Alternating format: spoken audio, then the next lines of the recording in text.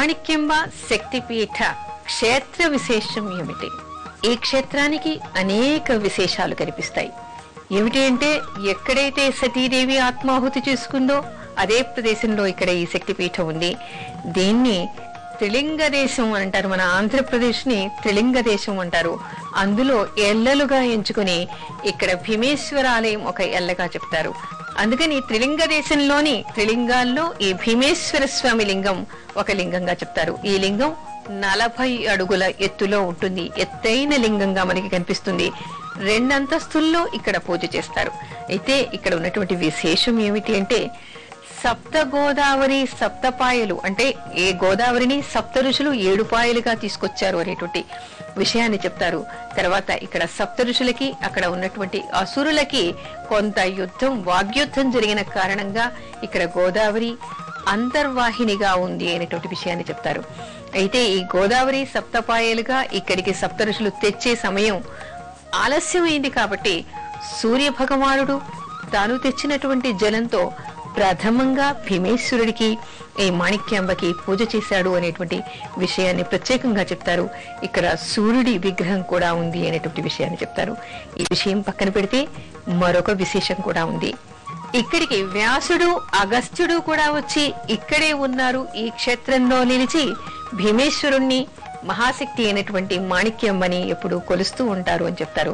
దీని వెనుక ఉన్నటువంటి కథనం ఏమిటి అంటే, వ్యాసుడు కాశీలో ఉన్నప్పుడు ఆయనకి 3 రోజులు భిక్ష లభించలేదు అనేటువంటి కోపంతో కాశీ క్షేత్రానికి ఆయన శాపం పెట్టాలి అని అనుకున్నప్పుడు అన్నపూర్ణాదేవి, ఆ తర్వాత విశ్వేశ్వరుడు వాళ్ళ దగ్గరికి వచ్చి ఆయనకి కడుపార అన్నం పెట్టి కాశీనగరాన్ని క్షమించడానికి, కాశీనగరాన్ని ఎవరు కూడా శపించటానికి వీలు లేదు, ఇక్కడ ఎవరూ కూడా కోపంతో నివసించటానికి వీల్లేదు, అందుకని తక్షణమే కాశీనగరం నుంచి వెళ్లిపోమని చెప్పేసి ఉగ్రుడై శివుడు శాసించట.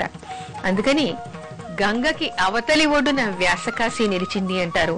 ఆ తర్వాత వ్యాసుడు వేడుకోగా, ఇక్కడ కాదు నా అంశతోనే దక్షవాటికలో భీమేశ్వరుడు, మాణిక్యంబ ఉన్నారు కాబట్టి అక్కడ నువ్వు వెళ్లి కొలుచుకో అని చెప్పేసి వాళ్ళు ఆజ్ఞాపించారు. కాబట్టి వ్యాసుడు ఈ క్షేత్రానికి వేంచేశాడు అనేటువంటి విషయం కూడా మనకి కనపడుతోంది. ఇకపోతే అగస్త్య మహర్షి ఒకప్పుడు మేరు పర్వతం, వింధ్యా పర్వతం పోటీ పడి పెరుగుతూ ఉన్నాయట. ఒకసారి వింధ్యుడు ఎత్తుగా ఎదిగిపోయాట. ఆ ఎత్తు ఎంత ఎత్తుగా ఉంది అంటే సూర్యుడిని తాకే విధంగా ఎదిగిపోయాట. అప్పుడు సూర్యుడి రశ్మి లోకాలకి అందలేదు. లోకాలన్నీ కూడా చీకట్లు కమ్మిపోయాయిట. అయితే వింధ్యుడి అహంకారాన్ని అణచాలి, అదేవిధంగా లోకాలకి వెలుగును ప్రసాదించాలి అనేటువంటి ఉద్దేశంతో దేవతలంతా కూడా శివుణ్ణి ప్రార్థించారట. అప్పుడు శివుడు అగస్త్యుణ్ణి పిలిచి ఇక్కడ ఈ వింధ్యుడి అహంకారాన్ని అణిచేయమని చెప్పారట. వింధ్య పర్వతం, వింధ్యుడెవరు అంటే అగస్త్యుడికి పరమ శిష్యుడు అన్నమాట. అప్పుడు అగస్త్యుడు ఉత్తరాది నుంచి దక్షిణానికి వెడుతూ ఉన్నాడు. వింధ్య పర్వతాన్ని దాటి వెళ్ళాలి కాబట్టి గురువు గారు వచ్చారని చెప్పేసి వింధ్యుడు తల వంచి నించున్నట్ట. అప్పుడు అగస్త్యుడు, నేను మళ్లీ తిరిగి వచ్చే వరకు నువ్వు తలెత్తకుండా ఇలా వంగి ఉండమని చెప్పేసి ఆదేశించి మరు మాట్లాడకుండా ఆయన దక్షిణాదికి వచ్చి, దక్షిణాదికి వచ్చిన తర్వాత ఈ దాక్షారామంలో భీమేశ్వరుణ్ణి, ఆ తర్వాత మాణిక్యాంబని కొలుస్తూ ఉండిపోయాడని, ఇక్కడే ఆయన స్థిరపడ్డాడు అనేటువంటి విషయాన్ని కూడా చెప్తారు.